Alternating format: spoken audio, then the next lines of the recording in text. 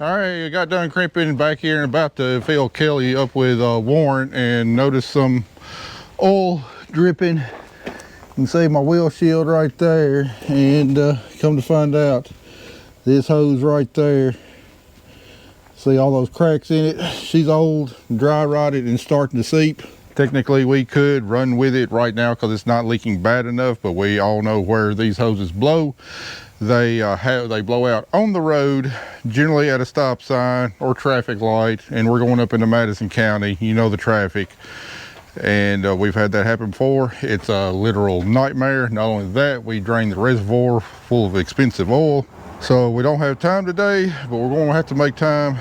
We're going to change this hose out, and these things are a pain in the butt because they're all held together by these brackets, and I mean they loop all the way up here, and they're not hard to get off, but they're a pain to get back on and get all this stuff joined together and bolted back up straight and everything else. But it's got to be did, so we're going to do it.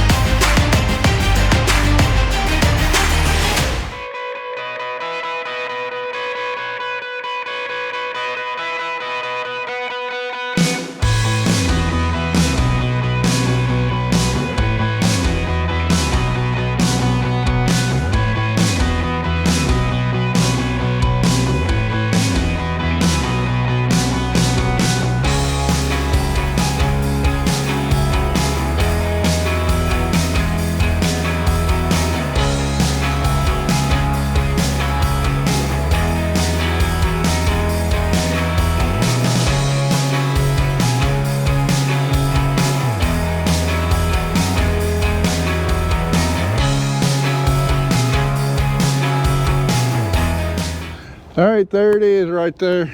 Come to find out, I don't think that one would have been a disaster on the road. It's just a return low pressure line, so probably would have made a mess, but it wouldn't blow like one of my high pressure lines. But I think I figured out, and this might be known to everybody else, but I think I figured out the best way to take these hoses off, or at least make them easier getting back on. Just take each one of these brackets loose at a time, leave it fastened on one end, take two bolts out, slide, you know, whatever is in the way, then slide it out, then put your bracket and stuff back on, and that helps keep everything nice and lined up, and should be a whole lot easier going back together than the way we have been doing in the past. The way we've been doing in the past, just taking all the brackets off and just letting it hang there, and then trying to get everything lined back up is a pain in the rear. I think this way should be a lot easier. So Kelly's going to run to Napa, get a new one made up, slap it back on. She ought to be back in business.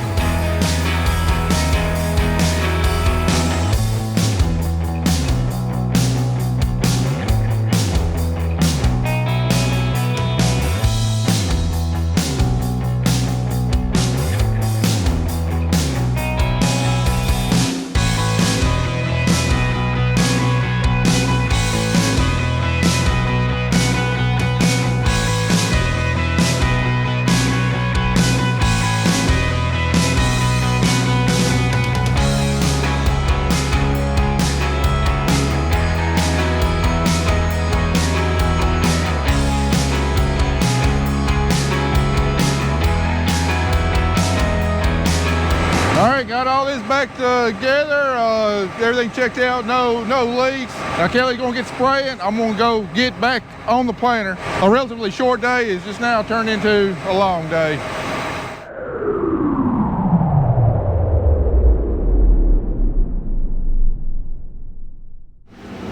All right, well, we're finally about done over here on Pete's farm. Got like an acre and a half left, and it's 6:10. I was planning on being done with this definitely at least a couple hours earlier, but that blown hose on the sprayer made that impossible. Right now, Kelly's working on getting that first load of 80 acres sprayed, and since I'm about done, when she gets done with that load, I'll swap out with her. I'll spray the second load. We got about I planted about 155 acres the first 2 days, so I know for sure I want to go ahead and get the warrant on that. And then what we planted yesterday and today, I'm not concerned about that coming up before we have a chance to go back and spray the rest of it with warrant. Probably try and get that on Monday. Andy will be back, and I'm hoping we'll get done with cotton planting on Monday. I've already got my test plots lined up to go Monday morning. And my plan is when we start Monday with the test plots, have about 43 acres of cotton left. And then, of course, as soon as I get those plots knocked out, you know, it won't take very long at all to get the rest of the farm finished up. And then we can go back and go over the top of the rest of this cotton with warrant, hopefully right before it comes up. Then get a rain on it. Hopefully, you know, Tuesday night or Wednesday, get that chemical incorporated. And we'll have some dang good weed control in our cotton. But for everything to happen like that, it's all predicated on us not having any problems planting this weekend. And we'll see how that goes. Even though cotton planting is gone, well, heck, corn planting and cotton planting has gone tremendously smooth, with the exception of the hose on the sprayer today. We all know that can change in a hurry. I gotta say, out of all the planting seasons I've had, this one has been probably the easiest planting season I've ever had. Not really any rainouts, not hardly any mechanical problems. I mean, it's gone like clockwork. You know, really the only problems we've had this year is we had to delay our cotton planting by a week and a half because we had that blackberry winter come through. Comes through every year though. So it's not like it was a surprise. That blackberry winter is always the last cold snap of the year, and dang near every year I can remember we're going to have one sometime within the first 3 weeks of May. It happens like clockwork. Sometimes it comes in early May, sometimes it kind of comes in middle May, but it's going to come. But you know, other than that, man, I mean, this has been a really smooth, really easy planting season. You know, it seems like just about every planting season we're having to mud our crop in, and this sure ain't been the case this year.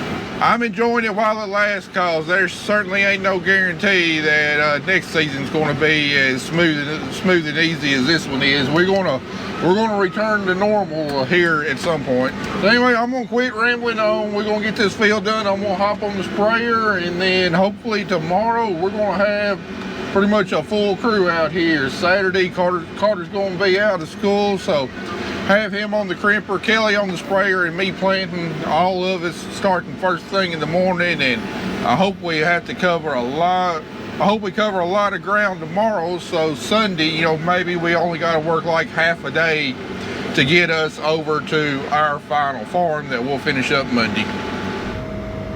Well, look at there, just as I finished up, Kelly come by from getting Tom Edwards' farm up there.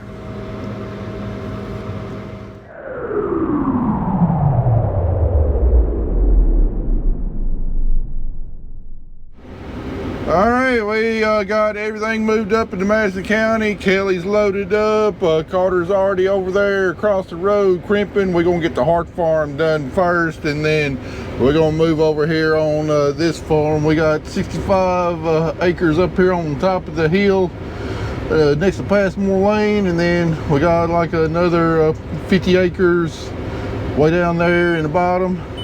And got a couple more fields on the other side of that. We're gonna be over here on this block of land for the next 2 days. We got about 170 acres or so right here.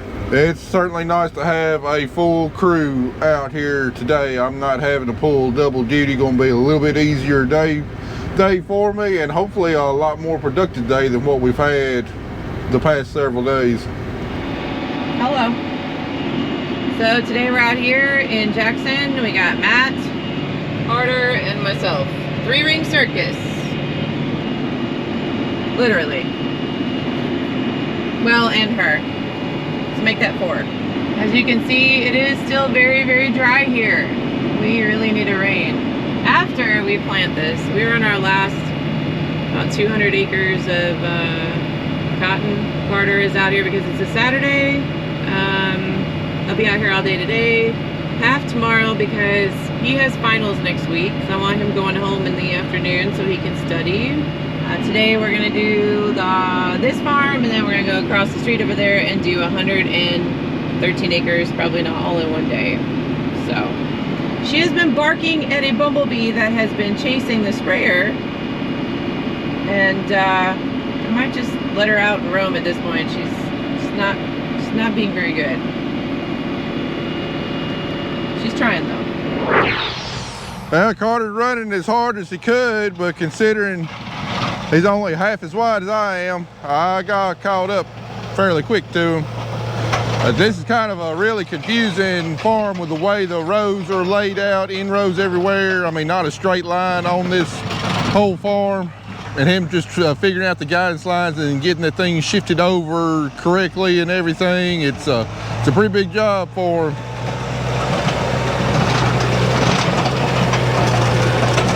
But he's doing a dang good job. We all got to learn somehow in some way.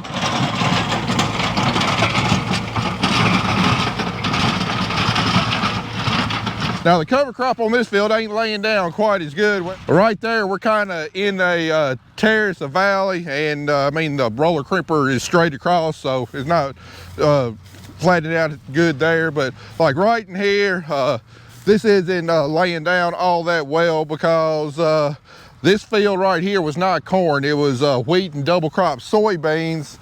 And I came in here and drilled it late, like in November. We didn't get the best stand. This Ryan stuff didn't have a chance to really till her out a whole lot. You know, it's kind of thinnish. I mean, we got great cover here. It's doing what it's supposed to do, but it's just not near as thick as what it was behind my corn ground. Especially we got less residual nitrogen here and everything.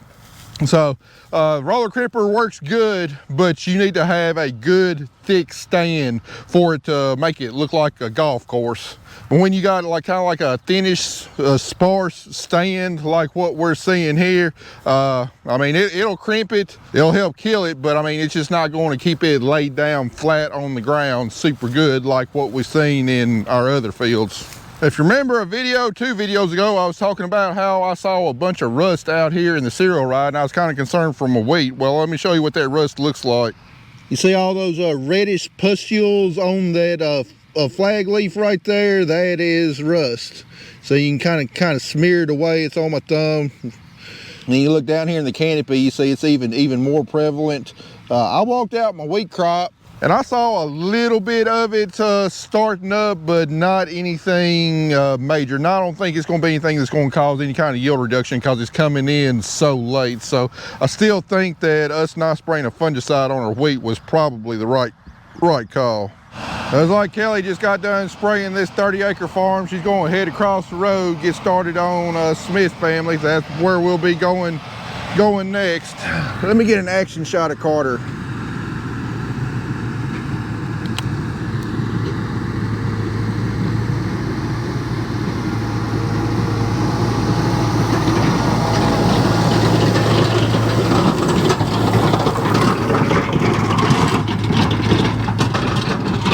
Man, I sure am glad he's on that thing today because I don't know if my back could have handled another day on it, or I am stiff and sore. Oh, here's a real good leaf with that rust on it.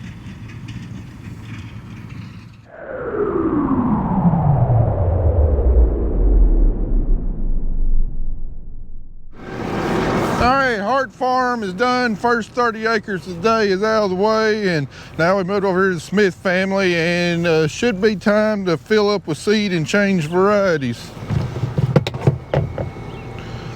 Now, I got a little bit more seed in there than what I was thinking I would. So the next 3 farms calling for a total of 19 bags, so I'll probably just put 18 bags in there because I got at least 1 bag left in the hopper. Anyway, we're switching over to Delta Pine 2414. And as you can see, this is a Thrive On variety. We tried it last year for the first time on some of our stouter ground, and it was the highest yielding cotton we had, although considering the drought that we were in and the ground I had it on, really couldn't tell if, you know, this is a superior variety to the other ones that I was planting. You know, last year I could have put any variety on those bottoms and they would have yielded better than what, you know, the rest of my cotton did. But all the test plots for the last couple of years have shown this to be a top-notch variety. It's a newer variety, you know, starts with a 24, means it came out in 2024, so should be around here for a few years. So this farm right here is definitely one of my better farms, and I think it's going to be well suited to hopefully paint this corner of Passmore and Old Humboldt Road white this coming fall. So Matt ripped all the corn ground that is now cotton ground last fall, and I'm telling you, this is rough. I've gotten thrown out of the seat a few times, and this is an air ride sprayer. And poor Carter can't go as fast as we normally go because he's getting bounced around like a pinball. I really hope it's worth it all, because it's been rough. Mia, she don't like it either. We also what the frick? Talking crap, man. That was fun. That hurt just a little bit. The also fun thing is turning around in the city, especially when you're on a road. You have to like back up, or you know, I could just smack a few cars and high five them with the boom. But it's just, this is the one I don't like. Is right here. You're like right on the edge. It's a good time. Plus, I don't know what it is, but right here where he ripped this, it is awful. And then anytime someone's outside, she's got to be barking. Like she's the farm popo over here. All right, hold on, Mia. Here we go. It's a good place to mount this. There she goes. He's allowed to walk in his house. Oh my God.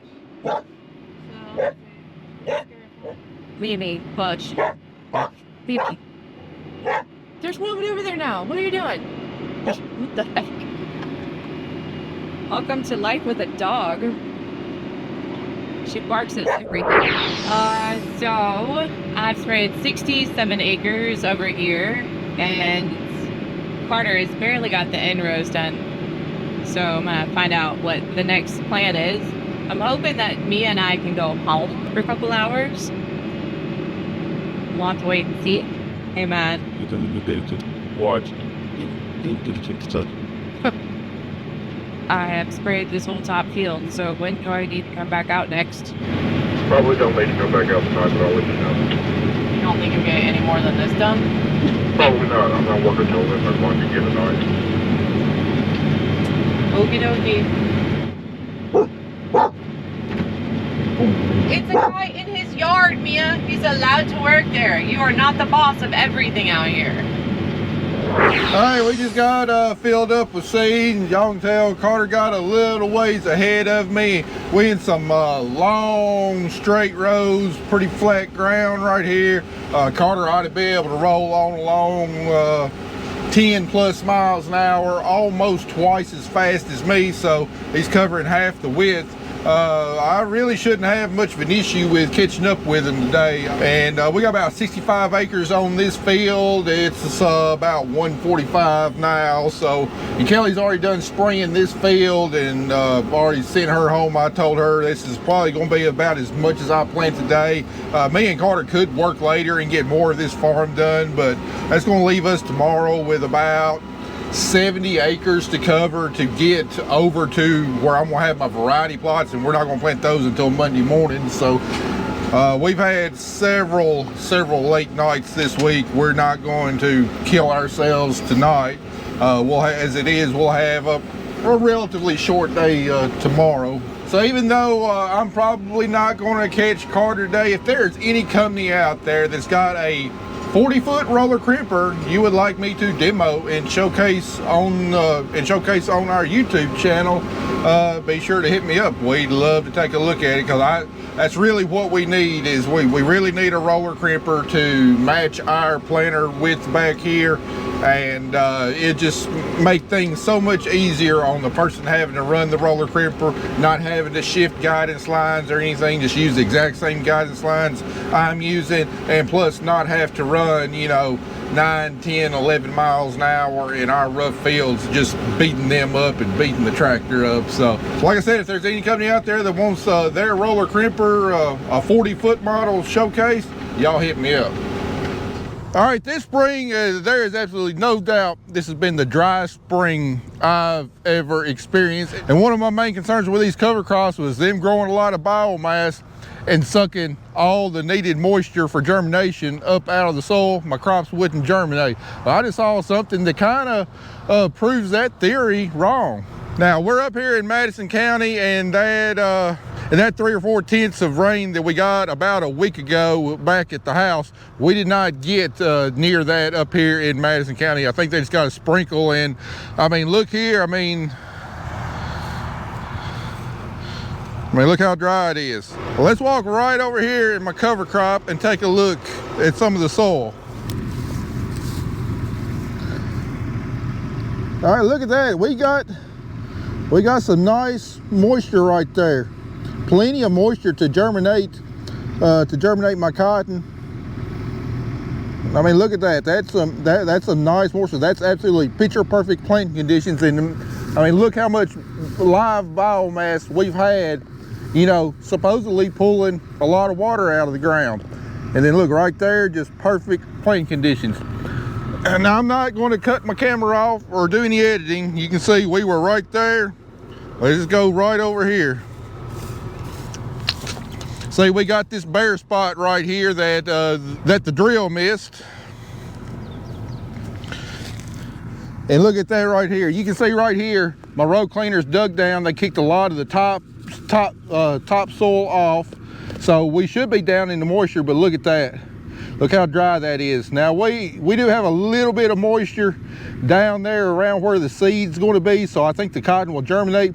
But this right here is significantly drier than what that right over there in the cover crop was. And the only reason is that we've had all this sunshine this week hitting this bare ground, baking this ground, whereas this over here, yeah, we've had our burn down strips, an 8-inch wide band where the cover crop was killed, but we had tall cover crop on either side kind of leaning over and really shading that strip and preventing a lot of evaporation.